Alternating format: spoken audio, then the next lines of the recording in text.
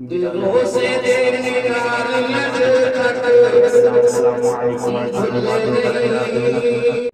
منزل سے آگے بڑھ کر منزل تلاش کر، منزل سے آگے بڑھ کر منزل تلاش کر، مل جائے تجھ کو دریا تو سمندر تلاش کر، مل جائے تجھ کو دریا تو سمندر تلاش کر، اور ہر شیشہ ٹوٹ جاتا ہے پتھر کی چوٹ سے، ہر شیشہ ٹوٹ جاتا ہے پتھر کی چوٹ سے، پتھر ہی ٹوٹ جائے وہ شیشہ تلاش کر، پتھر ہی ٹوٹ جائے وہ شیشہ تلاش کر، اور سجدوں سے تیرے کیا ہوا صدیاں گزر گئی، سجدوں سے تیرے کیا ہوا صدیاں گزر گئی، دنیا تیری بدل دے وہ سجدہ تلاش کر۔ علماء سے میری گزارش ہے کہ سید صاحب کا ساتھ دے دو، تھوڑی دیر سے باہر شکایت آ رہی ہے، تسی نہ بولو کون پہ لگے آلے رسول بولنا ہے، ساتھ دینا ہے، توجہ نہ، بیان بڑا سونا ہوئے گا جی۔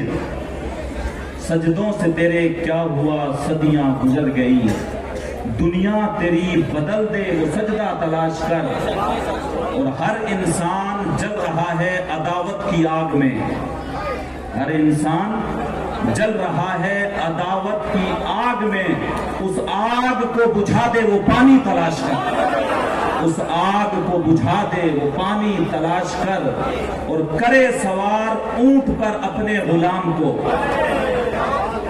کرے سوار اونٹ پر اپنے غلام کو، پیدل ہی خود چلے وہ آقا تلاش کر، پیدل ہی خود چلے وہ آقا تلاش کر، منزل سے آگے بڑھ کر منزل تلاش کر، مل جائے تجھ کو دریا تو سمندر تلاش کر۔ حضرات محترم، میں اور آپ غوث الاعظم کانفرنس جو سالانہ 9 مارچ کو آپ کے گاؤں کیکر والی میں ہر سال منعقد ہوتی ہے، آج بھی جاری و ساری ہے، اس میں جمع ہونے کا شرف حاصل کر رہے ہیں۔ مجھ سے پہلے آپ نے بلبل باغ مدینہ قاری شریف صاحب والی سے نعت رسول صلی اللہ علیہ وسلم سماعت کی، اور اس سے قبل آپ نے برادر گرامی مفتی لقمان شاہ صاحب قبلہ سے مختصر میں مگر بڑا جھنجھوڑ دینے والا بیان حالات حاضرہ پہ آپ نے سماعت کیا۔ میں بھی تھوڑی دیر کے لیے آپ حضرات کے سامنے حاضر آیا۔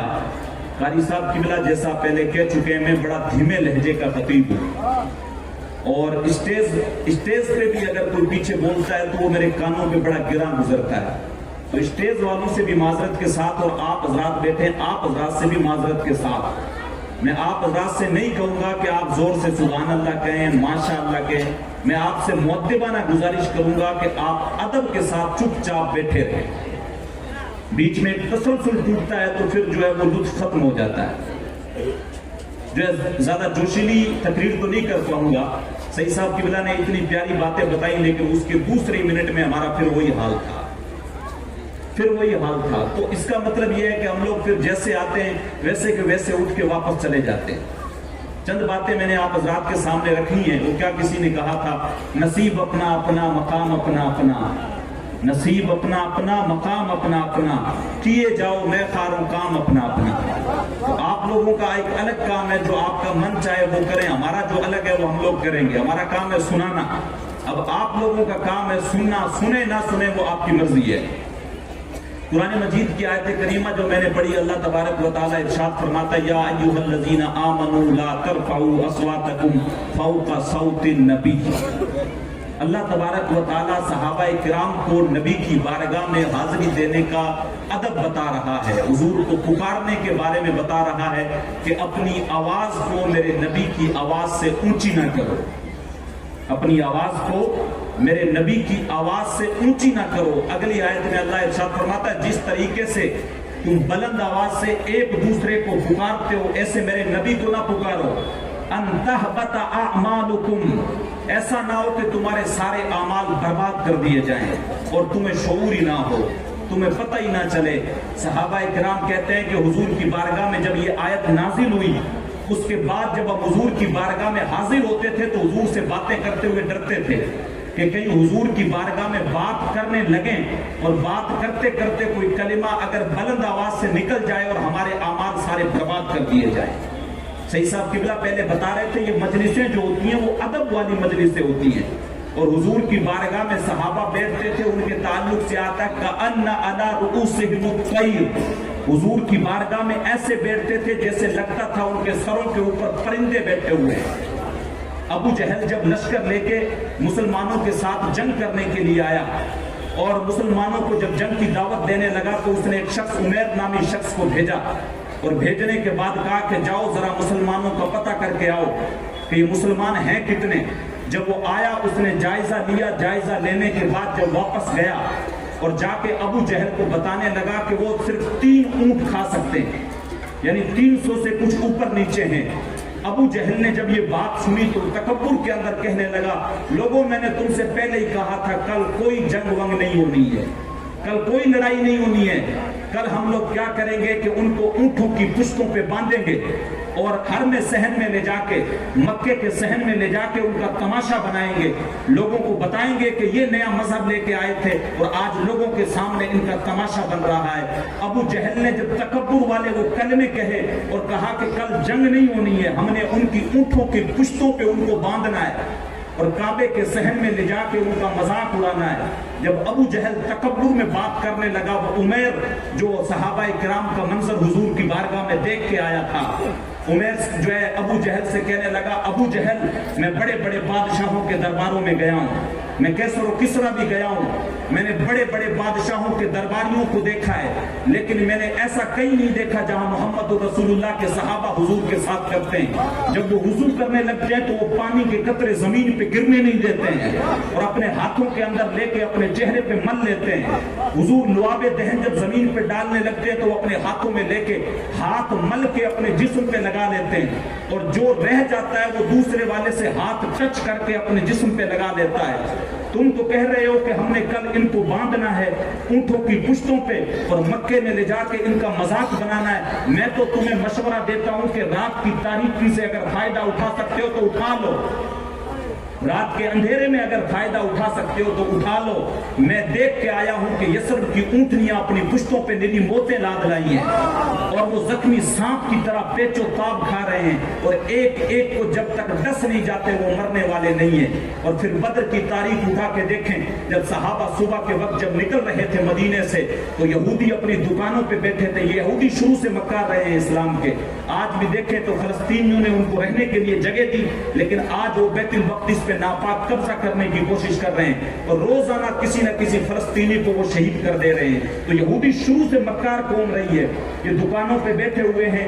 صبح صبح جب حضور جو ہے نکلے، آگے آگے حضور تشریف لے جا رہے ہیں، پیچھے پیچھے صحابہ تشریف لے جا رہے ہیں۔ یہودیوں نے پوچھا کہاں پہ جا رہے ہو؟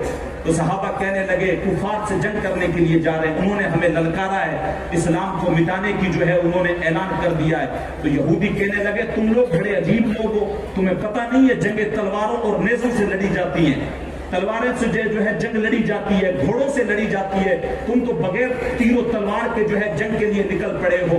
تو صحابہ کرام نے جو جواب دیا تھا، جو ان کا اللہ اور اس کے رسول کے اوپر بھروسہ تھا، جو آج کہیں نہ کہیں ہمارا ختم ہو چکا ہے، جو ان کا ادب تھا، جو ان کا توکل علی اللہ تھا، حضور کی ذات پہ جو بھروسہ تھا، حفیظ جالندری نے اپنے شعر کے اندر اس کو پرویا ہے۔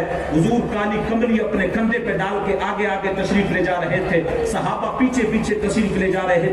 یہودیوں نے پوچھا کہاں پہ جا رہے ہو؟ تمہارے پاس تو تلواریں بھی نہیں ہیں، تمہارے پاس تو نیزے بھی نہیں ہیں، جنگ تلواروں اور نیزوں سے لڑی جاتی ہے۔ حفیظ جالندری نے اس منظر کو اپنے شعر کے اندر پرویا ہے کہ حضور آگے آگے تشریف لے جا رہے تھے، صحابہ پیچھے پیچھے تھے، حضور کی طرف اشارہ کر کے کہنے لگے نہ تیگو تیر پر تکیا، نہ کھنجر پر، نہ بھالے پر، نہ تیگو تیر پر تکیا، نہ کھنجر پر، نہ بھالے پر، بھروسہ ہے تو اس ساتھی سی کالی کملی والے پر۔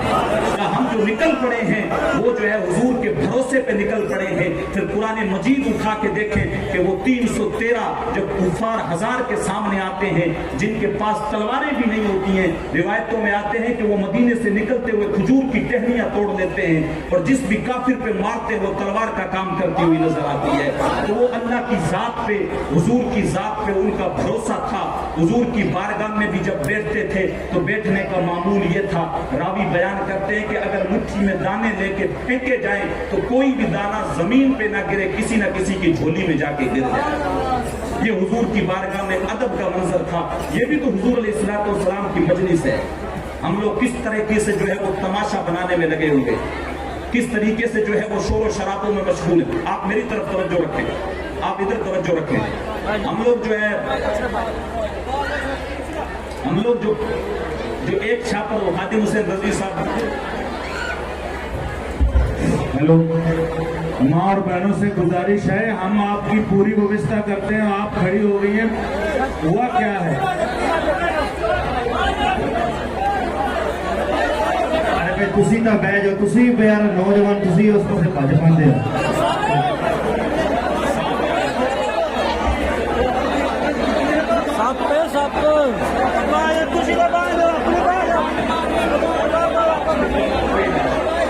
بھائی کچھ بھی ہے نہیں, کیوں ہے میں کسی کو اتنے جھوٹ بول دیتا ہونا تو تسی یار میں اللہ کا خوف کرا کچھ بندے ہو.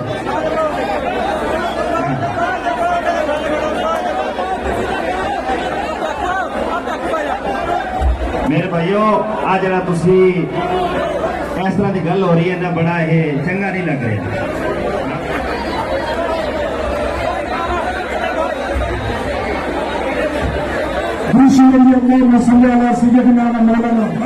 میرے پتر اللہ کا واسطہ سیدھے اٹھے, بیٹھو بیٹھو میرا بھائی بیٹھو. کیوں یہ جلسہ کیوں خراب کر دیا؟ آپ بیٹھیے, تشریف رکھے آپ بھیا. آپ خوشی کریے اللہم صلی علی سیدنا مولانا محمد مبارک وسلم. آپ ہٹ جائیں, تشریف رکھیے آپ. نیتا جی آپ بیٹھے, آپ نیچے بیٹھے, نیچے بیٹھے. نعرہ تکبیر, نعرہ تکبیر. اپنے ہاتھ میں کریں یا رسول اللہ, یا رسول اللہ. جلدی ہاتھوں میں محل بنائے, یا رسول اللہ, یا رسول اللہ. نعرہ تکبیر, نعرہ رسالت, نعرہ رسالت. آپ تشریف رکھیں ماشاء اللہ. میں اپنی ماں اور بہنوں سے کہوں گا کہ جلسہ فوراً بیٹھ جائے, تشریف رکھیں میرے کو. تمہیں اللہ سے رسول کا واسطہ, بیٹھ جائے. درود پاک پڑھے. اللہم صلی علی سیدنا و مولانا محمد مبارک وسلم. صلو علیہ صلاۃ و سلام علیکہ سید یا رسول اللہ, صلاۃ و سلام علیکہ سید یا حبیب اللہ.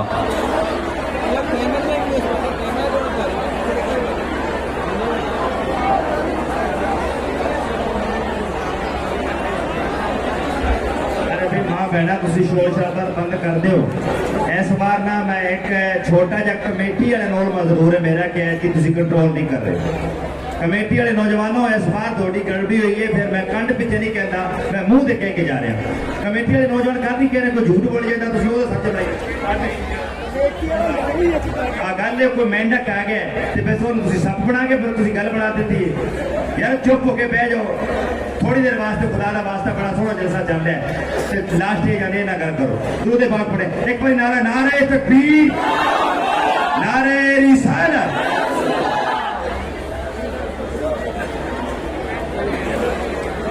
درود پاک پڑھے. اللہم صلی علی سیدنا و مولانا محمد مبارک وسلم. صلی علیہ الصلوۃ والسلام علیکہ سید یا رسول اللہ, صلاۃ و سلام علیکہ سید یا حبیب اللہ.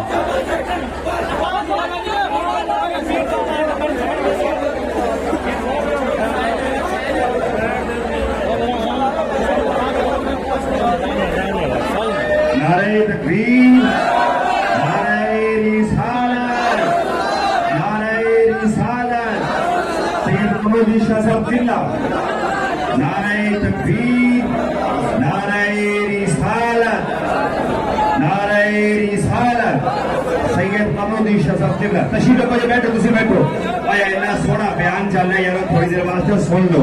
اینا مجمع میں تھے اس بار پہلی بار, ہر سال کی اس بار زیادہ ہے. تھوڑی دیر بیٹھو, بیٹھو جی, بیٹھو بیٹھو.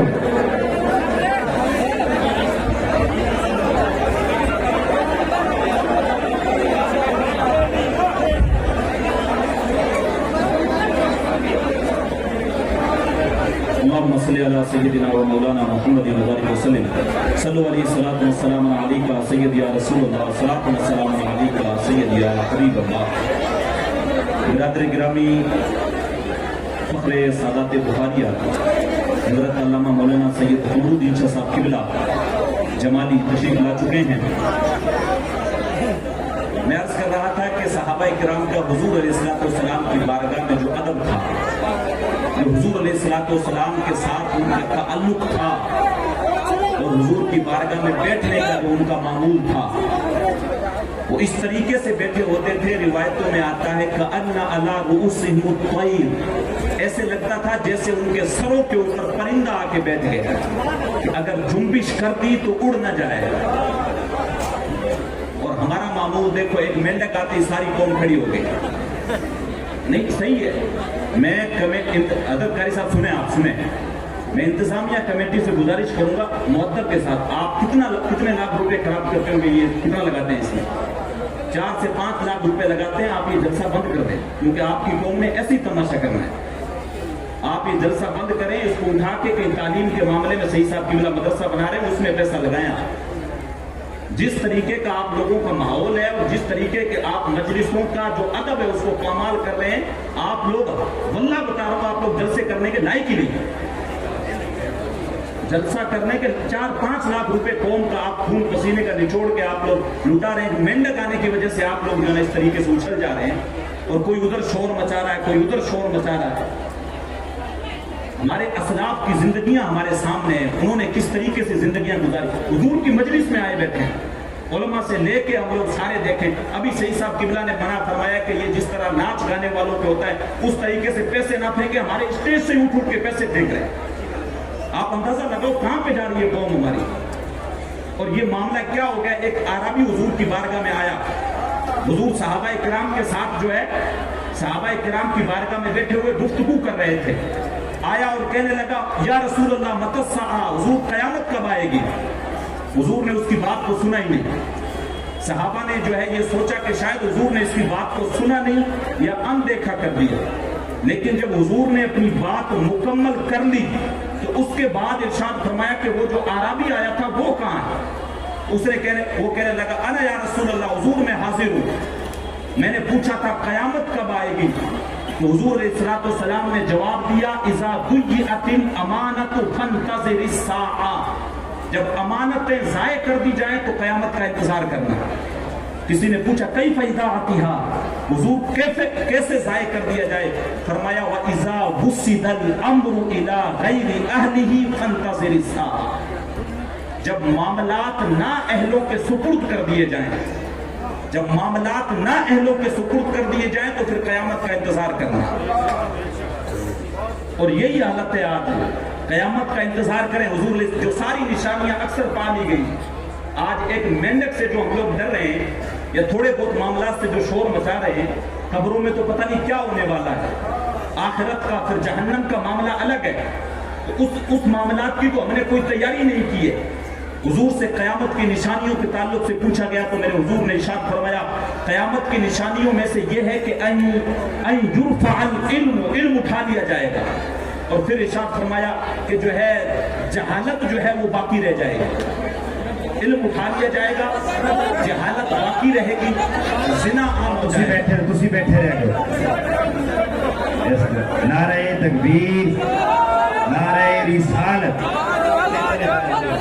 نعرہ رسالت، نعرہ رسالت، سید نور میاں صاحب قبلہ، نعرہ تکبیر، نعرہ رسالت، سید نور میاں شاہ صاحب قبلہ، نعرہ تکبیر، نعرہ رسالت۔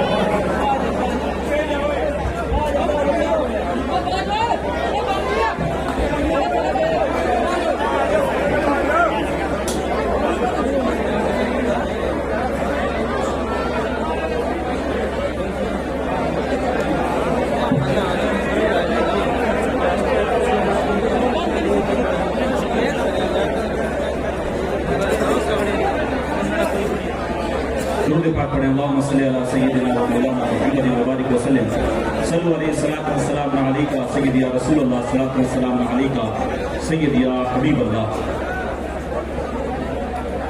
سید نور میاں صاحب قبلہ بھی تشریف لا چکے ہیں، سادات کرام، علماء کرام کا جلوہ غفیر ہے۔ میں اپنے گفتگو کو اختتام کی طرف لے جا رہا ہوں انشاءاللہ۔ عرض کر رہا تھا کہ وہ عربی آیا اور پوچھا حضور قیامت کب آئے گی؟ ارشاد فرمایا اذا ضیعت الامانۃ فانتظر الساعہ، جب امانتیں ضائع کر دی جائیں تو پھر قیامت کا انتظار کرنا. پوچھا گیا کیف اذا آتیہا، حضور امانتیں ضائع کرنے کا مطلب کیا ہے؟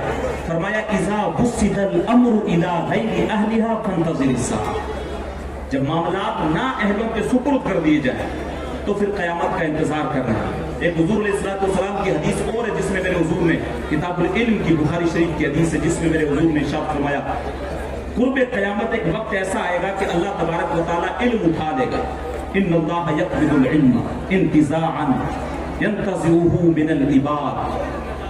اللہ تبارک و تعالیٰ کے حبیب علیہ السلام ارشاد فرماتے ہیں قرب قیامت ایک وقت ایسا آئے گا کہ اللہ تبارک و تعالیٰ جو ہے وہ علم کو اٹھا دے گا. اور پھر ارشاد فرمایا علم اٹھانے سے مراد یہ نہیں ہے کہ لوگوں کے سینوں سے علم کو چھین لیا جائے گا، لا، بلکہ ارشاد فرمایا علم اٹھانے سے مراد یہ ہے حتی لم یبق عالما، یہاں تک کہ روئے زمین پہ کوئی عالم باقی نہیں رہے گا. پھر کیا ہوگا؟ اتخذ الناس رؤوسا جہلا، پھر لوگ کیا کریں گے؟ جاہلوں کو پکڑیں گے اور اپنا امیر بنا دیں گے. نا اہلوں کو پکڑ کے لوگ جو ہیں وہ مسندوں پہ بٹھا دیں گے. اور پھر مسندیں جب اہل سے خالی ہو جائیں گی نا اہلوں کو اس پہ بٹھا دیا جائے گا. اب لوگ آئیں گے، اب لوگ ان کے پاس آئیں گے فَسُئِلُوا فَأَفْتَوْا بِغَيْرِ عِلْمٍ فَأَضَلُّوا وَأَضَلُّوا. ارشاد فرمایا کہ پھر لوگ جب ان سے آ کے فتوے پوچھیں گے تو یہ بغیر علم کے فتوے دیں گے، خود بھی گمراہ ہوں گے، قوم کو بھی گمراہ کریں گے.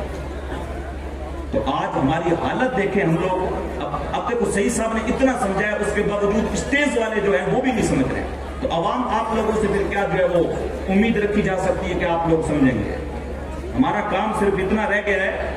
قوم مسلم کا آج جو حالات ہیں وہ یہ ہیں کہ آپ کے اندر ایک جو ہے کڑا پہن لیں یا پھر یہاں پہ مولی باندھ لیں، ایک بلٹ موٹر سائیکل ہو ہمارے پاس، کانوں کے اندر مندریاں ڈال لیں، اور پھر جو ہے فیشنی جو ہے ہم لوگوں نے بنا رکھی ہو داڑھی، اور سارا دن یا ساری رات جو ہے چوکوں چوراہوں کے ہم لوگ چکر لگائیں.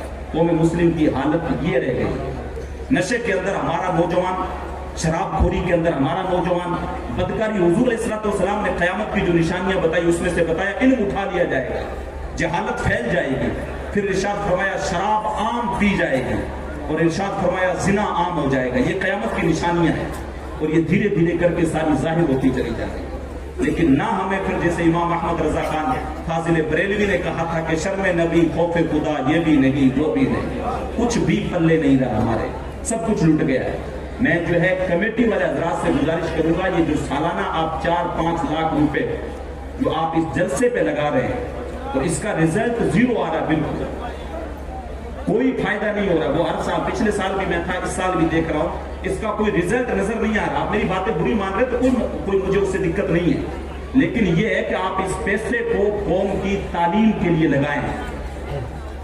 جب اس سے کوئی رزلٹ نہیں آ رہا ہے تو پھر فائدہ کیا ہے ایسے جلسے کرنے سے؟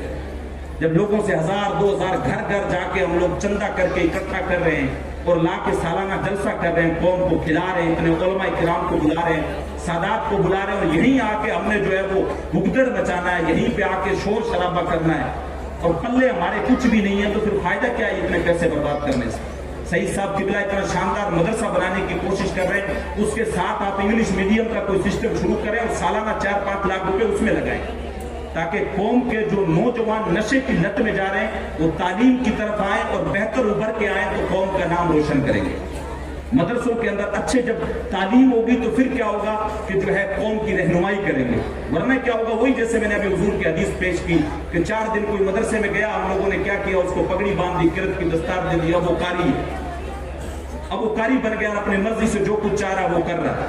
اور لوگ جب اس کو دیکھ رہے ہیں، بارہا یہ چیز میں نے عرض کی ہے کہ ہم لوگ کیا کرتے ہیں، اب آپ جب بازار کے اندر جاتے ہیں اگر کچھ خریدنے کے لیے، آپ نے اگر مٹھائی خریدنی ہو تو آپ کو پتا ہے ہنومان گڑھ میں کون سی دکان میں سب سے بہتر مٹھائی ملتی ہے. آپ کو یہ بھی پتا ہے مجھے اگر کپڑا خریدنا ہے تو کون سے برانڈ کا سب سے اچھا کپڑا ہوگا.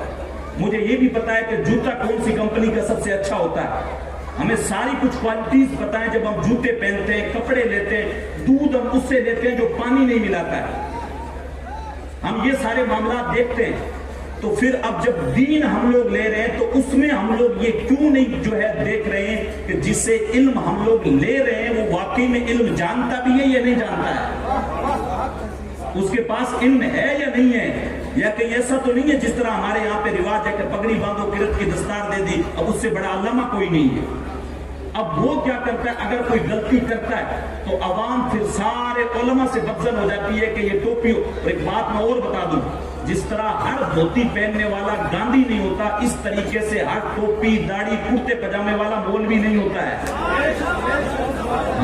اس طرح سے مولوی نہیں ہوتا ہے۔ ہم لوگ کیا کرتے ہیں، کسی نے داڑھی رکھی ہے، کرتا پجامہ ہے، ٹوپی لگا رکھی ہے، ہم سوچتے ہیں یہ قاری صاحب ہے یا مولوی صاحب ہے۔ اب وہ کوئی اگر غلط کام کرتا ہے تو پھر ساری علماء برادری کو اسی لائن میں ہم لوگ کھڑا کر دیتے ہیں، یہ مولوی ہوتے ہی ایسے ہیں۔ مولوی ابھی تک آپ نے دیکھے ہی نہیں ہے، مولوی ابھی تک آپ نے دیکھے ہی نہیں ہے۔ مولوی اگر دیکھنے ہو تو پھر جو ہے علامہ فضل خیر آبادی کی زندگی پڑھو آپ۔ مولانا اگر دیکھنے ہو تو اپنے قریبی میں ابھی گئے خادم حسین رضوی صاحب کی زندگی کو پڑھو۔ وہ کہا کرتے تھے، ان کی بات ایک مجھے یاد آتی ہے، وہ پنجابی میں کہا کرتے تھے، ایس قوم نو میں حضور دے طائف کا ذکر کی سناواں جڑی ہے کشاپر چاوڑا پیچھے اپنا ایمان بیچ دینا۔ ان کا یہ جملہ مجھے بڑا پسند آتا تھا، اس قوم کے سامنے میں حضور کے طائف کا ذکر کیا کروں، کیا بتاؤں کہ حضور نے خندق کھودتے ہوئے جب صحابہ کرام نے آ کے شکایت کی کہ حضور ہماری پیٹ میں جو ہے وہ کچھ بھی اناج نہیں ہے، 3 دن سے کچھ نہیں کھایا، ایک پتھر بندھا ہوا ہے، تو حضور علیہ الصلوۃ والسلام اپنے بطن مبارک سے کرتا اٹھا کے بتاتے ہیں یہاں پہ 2 پتھر بندھے ہوتے ہیں۔ اس قوم کو کیا بتائے جو ایک پلیٹ چاول کے پیچھے اپنا ایمان بیچ دیتی ہے۔ تو یہ خادم حسین رضوی صاحب بیچارے روتے روتے چلے گئے، اللہ ان کی قبر پر کروڑا رحمتوں کا نزول کرے۔ لیکن ہم لوگوں نے ٹس سے مس نہیں ہونا ہے۔ ہم لوگوں کو کتنا ہی بتائے کہ صحابہ کرام حضور علیہ الصلوۃ والسلام کی بارگاہ میں آتے، حضرت اسامہ ابن زید رضی اللہ، صحابہ کا ادب کیا تھا حضور کی بارگاہ میں۔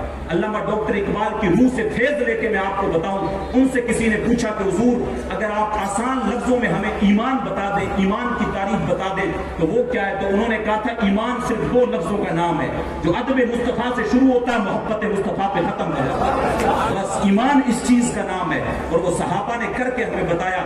حضرت اسامہ ابن زید کہتے ہیں کہ مجھے ایک مرتبہ کوئی حاجت پیش آئی تو میں رات میں حضور کی بارگاہ میں چلا گیا، میں نے دیکھا کہ دروازہ بند ہے تو میں نے مناسب نہیں سمجھا کہ دروازے پہ دستک دوں۔ صحابہ کا یہ معمول تھا جب کوئی زیادہ ضرورت پیش آتی، اشد ضرورت ہوتی تو دروازوں پہ دستک دے لیتے، اور دستک دینے کا بھی معمول یہ ہوتا تھا زور سے نہیں بجاتے تھے بلکہ جو ہے وہ انگلیوں کے پوروں سے جو ہے دروازے پہ دستک دیتے تھے، ورنہ دروازے کے ساتھ لگ کے بیٹھ جاتے تھے۔ حضور کو تو پتا تھا باہر کون بیٹھا ہے۔ یہ صحابہ نے عملاً کر کے بتایا۔ وہ ساگر صدیقی نے کہا تھا میں نے پلکوں سے در یار پہ دستک دی ہے، میں نے پلکوں سے در یار پہ دستک دی ہے، میں وہ سائل ہوں جسے کوئی صدا یاد نہیں۔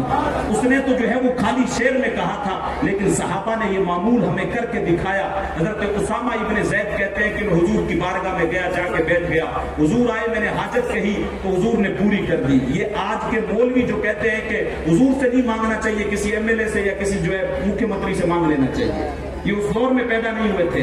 صحابہ کرام کا عقیدہ دیکھ کے جب بھی ہمیں کوئی ضرورت پیش آتی در نبی پہ آ جاتے۔ حضرت اسامہ کہتے ہیں مجھے جو ضرورت تھی میں نے حضور کی بارگاہ میں پیش کی، وہ پوری ہو گئی، تو میں نے دیکھا کہ حضور نے کمبل اوڑھ رکھا ہے، چادر، اور دونوں طرف سے کچھ ابھار سا نظر آ رہا ہے، کوئی چیز حرکت کر رہی ہے۔ تو میں نے حضور سے پوچھا کہ حضور یہ کیا چیز ہے؟ کہ حضور نے مجھے بتایا نہیں بلکہ اپنی چادر ہی کھول دی۔ جب اپنی چادر کھولی تو ایک کندھے سے حضرت امام حسن لٹکے ہوئے تھے، دوسرے سے حضرت امام حسین لٹکے ہوئے۔ کہنے لگے اسامہ یہ میرے بیٹے ہیں، یہ میری بیٹی کے بیٹے ہیں، میں ان سے محبت کرتا ہوں، اور جو ان سے محبت کرے میں ان سے بھی محبت کرتا ہوں۔ تو صحابہ کرام نے ہمیں حضور کی بارگاہ میں یہ جو ہے وہ ادب سکھایا۔ مکی کی زندگی حضور کی پڑھ کے دیکھیں، طائف کا جو سفر ہے وہ پڑھ کے دیکھیں، بدماشوں نے پتھر مارے، نانا کیا کیا جو ہے وہ سزائیں دی۔ ہم لوگ کیا ہے، ہتھیلی کے اندر جس طریقے سے ہمیں پلیٹ کے اندر کوئی سجا کے حلوہ پیش کرتا ہے، اس طریقے سے ہمیں جو ہے وہ اسلام مل گیا۔ حضرت سلمان فارسی کی زندگی دیکھیں، کہاں کہاں پہ دھکے کھائے، کہتے ہیں مجوسی کا بیٹا تھا، کبھی کسی جو ہے وہ پادری کے پاس گیا، کبھی کسی کی خدمت کی، کبھی کسی کی خدمت کی، اخیر میں ایک سے کہنے لگا یار میں بڑا حق کی تلاش میں پھرا ہوں، ایسا کر مجھے جو ہے حق کی تلاش بتا، کوئی ایسا راستہ بتا جہاں پر جا کے میری تلاش ختم ہو جائے۔ اس نے کہا میں تجھے اور تو کسی کو پتہ نہیں بتاؤں گا، ہاں نبی آخر الزماں کے ظہور کے لمحے قریب آ گئے۔ नबी आखिरुज़्ज़मा के ज़हूर के लम्हे करीब आ गए हैं, तो ऐसा कर तू जो है वो मक्का चला जा। कहते हैं पहले मैं मक्का आया लेकिन हुजूर हिजरत करके मदीने चले गए थे। वो काफिले के साथ है, लंबा वाक़या, फिर मैं मदीने में आया तो एक यहूदी के यहाँ पे खिदमत करने लगा। लेकिन दिल के अंदर हमेशा वही ख्याल रहता था कि कब वो जो है नबी आखिरुज़्ज़मा तशरीफ लाएं। तो हुजूर उसी इस्लाम में मैं था, तो एक दिन मुझे खबर मिली कि नबी आखिरुज़्ज़मा मक्के से जो है वो तशरीफ ले आए। हवाएं भी जो है वो गीत गाने लग गई, तला अल बद्रु अलैना की सदाएं गूंजने लग गई। लोगों ने क्या कुछ नहीं किया, अपनी जिंदगी रास्तों में गुजार दी। कि कोई जो है वो चलते चलते जो है वो प्यास का शिकार हो गया, किसी की चमड़ी खुदा की राह में उधेड़ दी गई, किसी के सर पे आरा रख के पांव तलक चीर दिया गया। वो क्या किसी ने कहा था, कभी अर्श पर कभी फर्श पर, कभी उनके दर कभी दर बदर, गम आशिकी तेरा शुक्रिया मैं कहां कहां से गुजर गया। हजरत सलमान फारसी कहते हैं कि फिर मुझे एक दिन पता चला, अच्छा वो राहिब ने 3 निशानियां भी मुझे हुजूर की, हमें तो कोई जो है वो मेहनत नहीं करनी पड़ी। पैदाइश हुई, वाली साहब गए मस्जिद से सैयद साहब को, इमाम साहब को बुला लाए। उन्होंने कान में आके कहा, मुबारक हो तो हुजूर का गुलाम बन के आया है। मैं तो कहा करता हूँ, शाहों से मिला है ना मुकद्दर से मिला है, अल्लाह का इरफान उसी दर से मिला है। औरों को जो मिला है वो मुकद्दर से मिला है, या रसूल अल्लाह हमको तो मुकद्दर भी तेरे दर से मिला है। हमें तो सारा कुछ हुजूर की चौखट से मिला है, लेकिन आज उम्मत हुजूर के दर को छोड़ के जगह जगह पे जलील हो रही है। इज्जत हमने कहीं नहीं पानी है। हज़रत उमर का कौल में वो नहीं भूल था जो लास्ट में मैंने शेर पढ़ा था, उसकी तशरीह बयान करता है, करे सवार ऊंट पर अपने गुलाम को, पैदल ही खुद चले वो आका तलाश कर। जब बैतुल मक़दिस की चाबियां आपको सौंपी गई, जब वापस आ रहे थे, रास्ते में एक जगह पे अबू उबैदा इब्न जर्राह को साइड में ले जाते हैं, उनकी बाहों में बाहें डालते हैं, रोने लग जाते हैं। हज़रत अबू उबैदा इब्न जर्राह कहते हैं, हुजूर रोने वाला तो मसला नहीं है, अल्लाह ने तो बैतुल मक़दिस फतेह करवा दिया है, आप रो रहे हैं। कहा नहीं नहीं, मेरा रोने का जो है सबब कुछ और है, मुझे अपना बचपन याद आ गया। मैं यहाँ पर बचपन में ऊँट चराया करता था। एक दिन मैं ऊँट चरा रहा था, साथ में खेल रहा था। मेरा बाप खत्ताब जो है यहाँ पे आया, मुझे कहने लगा, उमर इन 5 ऊँटों को लाइन में लगाओ। हजरत उमर कहते हैं मैं 3 ऊँटों को सीधा करता और 2 को जब लेके आता मोड़ के, तो वो 3 जो है वो टेढ़े हो जाते। जब 3 को वापस लाता वो 2 टेढ़े हो जाते। एक वक्त वो था कि 5 ऊँट मुझसे लाइन में नहीं लगते थे। मेरे बाप खत्ताब ने मुझे बहुत मारा और कहा कि उमर एक अरब के बेटे हो के 5 ऊँट तुमसे लाइन में नहीं लगते हैं। कहा अबू उबैदा, एक वो वक्त था कि उमर से तो 5 ऊँट भी लाइन में नहीं लगते थे, लेकिन आज ये वक्त है कि जब से हमने हुजूर की गुलामी इख्तियार की है, जब से मोहम्मद रसूलुल्लाह का कलमा पड़ा है, मशरिक से लेके मगरिब तक आधी दुनिया उमर की एक आवाज पे लब्बैक कहती हुई खड़ी हो जाती है। ये मोहम्मद अरबी के जोड़ों का सदका नहीं है तो और क्या है। हज़रत उमर के अल्फाज ने खुद इरशाद फरमाया, कहा हम बड़े गरीब लोग थे, बुतों को पूजा करते थे, शराब पिया करते थे, लेकिन अल्लाह ने हमारे अंदर मोहम्मद अरबी को भेजा। हमने जब से उनकी गुलामी इख्तियार की, अल्लाह ने हमें बुलंदियां अता कर दी। आखिरी जो उनके कलिमात थे, कहने लगे, अबू उबैदा, अल्लाह ने हमें जो इज्जतें दी हैं वो हुजूर के कदमों के सदके से दी हैं। अगर इस उम्मत ने हुजूर के अलावा कहीं पे इज्जत तलाश करने की कोशिश की तो अल्लाह इनको जलील कर देगा। और आज हम लोग जो जलील हो रहे हैं वो वजह यही है कि हमने हुजूर के तरीक़ाकार को छोड़ दिया है। हुजूर के दामन से हम दूर हो गए हैं। हमने जो है वो सारा कुछ, वो किसी शायर ने कहा था, छोड़ के आपका दामन रहमत, आका हमसे भूल हुई, खो दी अपनी कद्र कीमत, आका हमसे भूल हुई। देख हमारी आंख मचोली, अपने सीने अपनी गोली, भूल गए हम घर से अखुवत, आका हमसे भूल हुई।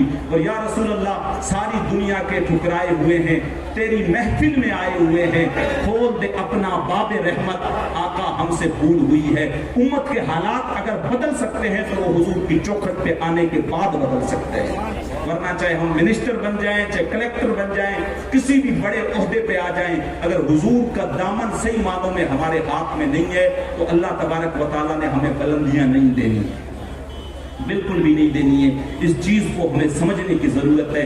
गलतियां हमसे कहां हो रही है। अल्लाह तबारक व तआला तो जो है अपने महबूब की बारगाह में आने के लिए, बोलने के लिए सहाबा किराम को अदब सिखा रहा है। का वो जो किसी ने पत्थर मारे ताइफ के बाजार के अंदर, किसी ने गले के अंदर जो है वो चादर डाल के جو ہے وہ بل دیا, کسی نے راستے کے اندر جو ہے وہ کانٹے بچھا دیے, گڈھے کھود دیے, کہا خبردار وہ جو کیا سو تم نے کیا, لیکن اب میری نبی کی چوکھٹ پہ آؤ تو ایسے ہی نہ آ جایا کرو, پہلے گھر جاؤ, گھر سے کوئی چیز لو, پھر بازار جاؤ, کوئی فقیر ڈھونڈو, اس کو صدقہ کرو, پھر میرے نبی کی چوکھٹ پہ آیا کرو, تمہیں پتہ چلے کون سی چوکھٹ پہ آ رہے ہو. یا ایھا الذین آمنوا لا ترفعوا اصواتکم فوق صوت النبی, کہا میرے نبی کی آواز سے تمہاری آواز بھی نہ اونچی ہونے پائے, ورنہ ساری زندگی کے اعمال برباد کر کے رکھ دوں گا, تمہیں پتہ بھی نہیں چلے گا. آج اگر ہم نے کامیاب ہونا ہے, آج اگر ہم نے کامران ہونا ہے, تو حضور علیہ الصلوۃ والسلام کے دامن کو ہم نے جو ہے وہ پکڑنا پڑے گا, دامن کو مضبوطی کے ساتھ ہم نے تھامنا پڑے گا. باتیں بہت ساری ہیں کہنے کے لیے, سید صاحب قبلہ بھی جو ہے وہ تشریف لا چکے ہیں, اور جو ہے اور بھی ہمیں جو ہے بیانات سنے, سید صاحب قبلہ, سید قمر الدین شاہ صاحب قبلہ بھی تشریف فرمائے, سید نور میاں صاحب قبلہ بھی تشریف فرمائے.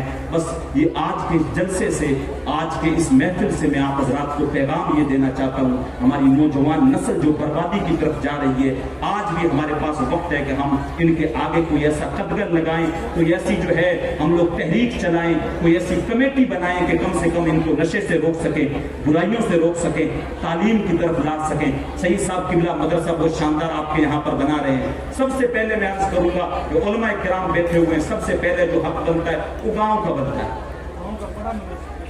گاؤں کا سب سے بڑا مدرسہ ہے سید صاحب قبلہ کا بھرپور. آپ کو تو اللہ کا شکر ادا کرنا چاہیے.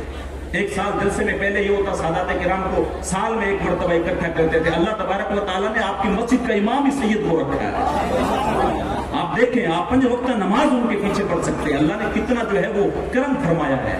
تو ان کی ابتدا میں آئیں, مدرسہ بھی بنائیں, انگلش میڈیم اسکولز بھی بنائیں, بہت سارے ایسے نیکیوں کے کام بھی کریں جو قوم کو ضرورت ہے. حضور علیہ الصلوۃ والسلام نے ارشاد فرمایا, جو علم کے راستے پہ چلا اللہ تبارک و تعالیٰ اس کے لیے جنت کے راستے آسان کر دیتا ہے.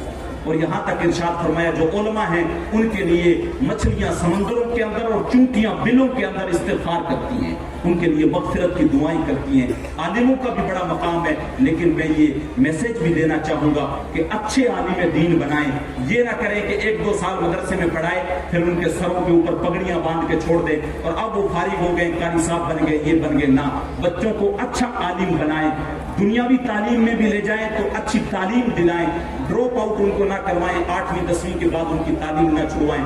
بہت سارے ایسے کام ہیں جو ہمیں کرنے کی ضرورت ہے, اور حضور علیہ الصلوۃ والسلام سے سچی محبت کریں. یہی ایک چیز ہے جس کے ذریعے سے ہم دنیا میں بھی کامیاب ہو سکتے ہیں, آخرت میں بھی کامیاب ہو سکتے ہیں. ورنہ پھر کوئی چارہ نہیں ہے, ماتھا پٹک پٹک کے مر جائیں دنیا کے اندر پھر کامیابی کا, اور نہ آخرت کے اندر کامیابی کا کوئی راستہ ہے. واحد ایک راستہ ہے, قل ان کنتم تحبون اللہ فاتبعونی یحببکم اللہ یغفر لکم ذنوبکم واللہ غفور رحیم. اللہ ارشاد فرماتا, محبوب میرے بندے ہیں تیری بارگاہ کے اندر آ گئے ہیں اور یہ کہہ رہے ہیں کہ اللہ تبارک و تعالی ہم سے جو ہے, ہم اللہ سے محبت کرتے ہیں. کہا محبوب ان کو کہیں فاتبعونی, یہ تمہاری اتباع کر لیں, تیری اتباع کر لیں. اب کیا ہوگا, پہلے یہ لوگ دعویٰ کرتے تھے کہ ہم اللہ سے محبت کرتے ہیں, اب اللہ خود ان سے محبت کرے گا, اور صرف محبت ہی نہیں فرمائے گا بلکہ ان کے گناہوں کو بھی بخش دے گا. اور اللہ بڑا جو ہے رحم فرمانے والا, بخشنے والا ہے. تو یقیناً آج اگر ہم نے جو ہے کامیاب ہونا ہے, اگر بخشش کا کوئی طریقہ ڈھونڈنا ہے, تو کسی شاعر نے کہا تھا بس ایک ہی طریقہ ہے, مجرم ہو منہ اشکوں سے دھوتے چلے آؤ, آؤ درے تواب پہ روتے چلے آؤ. قرآن میں مذکور ہے بخشش کا طریقہ, مگر سرکار کی دہلیز سے ہوتے چلے آؤ. سرکار کی دہلیز سے ہو کے آنا پڑے گا, اس کے علاوہ کوئی راستہ نہیں ہے جس کی بنا پہ ہم لوگ کامیاب ہو سکتے ہیں. کامیاب ہونے کا واحد ایک طریقہ ہے حضور علیہ الصلوۃ والسلام کی چوکھٹ ہے. اس چوکھٹ کے ساتھ مضبوطی کے ساتھ جڑے, پھر حضور کے صحابہ ہیں, اہل بیت ہیں, تابعین ہیں, علماء کرام ہیں, سادات کرام ہیں, ساروں کے ساتھ معاملات جو ہے وہ بہتر کرنے کی کوشش کریں. یہ جو لڑائی جھگڑے, یہ جو قوم مسلم ہر ایک بدماشیوں میں سردار بنی, میں نوجوانوں سے خاص طور سے گزارش کروں گا, کئیوں نے کانوں میں منڈلیاں ڈال رکھی ہیں, کئیوں نے یہاں سے چھلوا رکھا ہے, کئیوں نے یہاں سے چھلوا رکھا ہے, عجیب عجیب طرح کی فیشنیں نکال رکھی ہیں. خدا کے واسطے اپنی جوانی کو برباد نہ کرے, خدا کے واسطے. حضور نے ارشاد فرمایا کہ وہ جوان جو جوانی میں توبہ کر کے اللہ کی طرف پلٹ آتا ہے, اللہ کا عرش خوشی سے جھومنے لگ جاتا ہے. जवानी के अंदर सच्ची तौबा करें और पलट के आ जाएं रब की दहलीज की तरफ। और मैं फिर गुजारिश करूंगा, अगर जलसे में अगर कोई कामयाबी नहीं मिल रही है तो ये पैसा आप तालीम पे लगाएं, बिल्कुल आप तालीम पे लगाएं। और बेहतर ये करें कि औरतों के लिए जो है खास तौर से आपके करीब में मदारिस हैं जो है कारी खान मोहम्मद साहब चला रहे हैं, फिर उसके बाद कारी गुलाम मुस्तफा साहब वहाँ से मुअल्लिमाएं बुलाएं, उनके लिए कोई दिन का 2-4 घंटे का इज्तिमा जो है उस टाइप से रखें ताकि औरतें दीनियात वगैरह सीख सकें। मर्दों के लिए कोई दावत इस्लामी का सालाना या 6 महीने के बाद कोई इज्तिमा रखवा दें, वो फ्री ऑफ कॉस्ट करेंगे, आपसे कुछ भी नहीं लेंगे, ना नजराना लेंगे, कुछ भी नहीं लेंगे। तो ये पैसा आप उठा के अच्छे काम में लगा सकते हैं। और अगर आपने इसी में लगाना है और इसी तरीके से उधड़ मचानी है, इसी तरीके से सालाना आके आप लोगों ने वो जो है लड़ाइयाँ करनी है, गुंडागर्दी करनी है, तो फिर करें, आप लोगों का पैसा है, चाहे तो आप जला दें, चाहे तो आप फाड़ दें, चाहे तो आप जहाँ पे फेंक दें। लेकिन बेहतर जराए में अगर आज हम लोग उसको इस्तेमाल करेंगे तो आने वाली नस्लें जो है वो हमें दुआएं देंगी, आने वाली नस्लें जो हैं वो हमारे याद करेंगी, अच्छे से याद करेंगी कि वो कौम जो हमारे लिए कुछ बेहतर करके गई है। अल्लाह अज़्ज़ व जल की बातें बहुत सारी हैं कहने के लिए जो है, लेकिन क्या करें, सही साहब किबला भी जो है वो तशरीफ फरमा है। जी चांदा है इस रात नू महशर दी फजर तक रोक लवा, जे वस चले मेरा सोहणे नू हशर तक रोक लवा। न नजरे करम दी झात रुके, ना ए बात रुके, ना ए रात रुके, मगर दिल के अरमान पूरे हुए थे अभी। ये गजब हो गया कि सहर हो गई, उनकी जुल्फें जिधर भी बिखरती गई, गीत गाती हुई शब उधर हो गई। उनकी आंखों में ऐसा नशा था फराज, जिसने देखा वही लड़खड़ाता गया। तुमसे फरियाद है ऐ गुंबदे खजरा वाले, काबे वालों को सताते हैं कलीसा वाले। पूरी उम्मत के लिए दुआ करें, उम्मत जगह जगह पे परेशान है, अपने अहवाल बदलने की कोशिश करें, खासतौर से सीरिया और तुर्की के मुसलमानों के लिए भी दुआ करें, अपने आस पड़ोस के गरीब गुरबा मुसलमानों की मदद करें। अल्लाह मुझे और आपको सुनने से ज्यादा अमल की तौफीक नसीब करे। अस्तगफिरुल्लाह रब्बी मिन कुल्ली ज़ंबि व अतूबु इलैहि व मा अलैना इल्लल बलाग। अस्सलामु अलैकुम व रहमतुल्लाहि व बरकातुहू।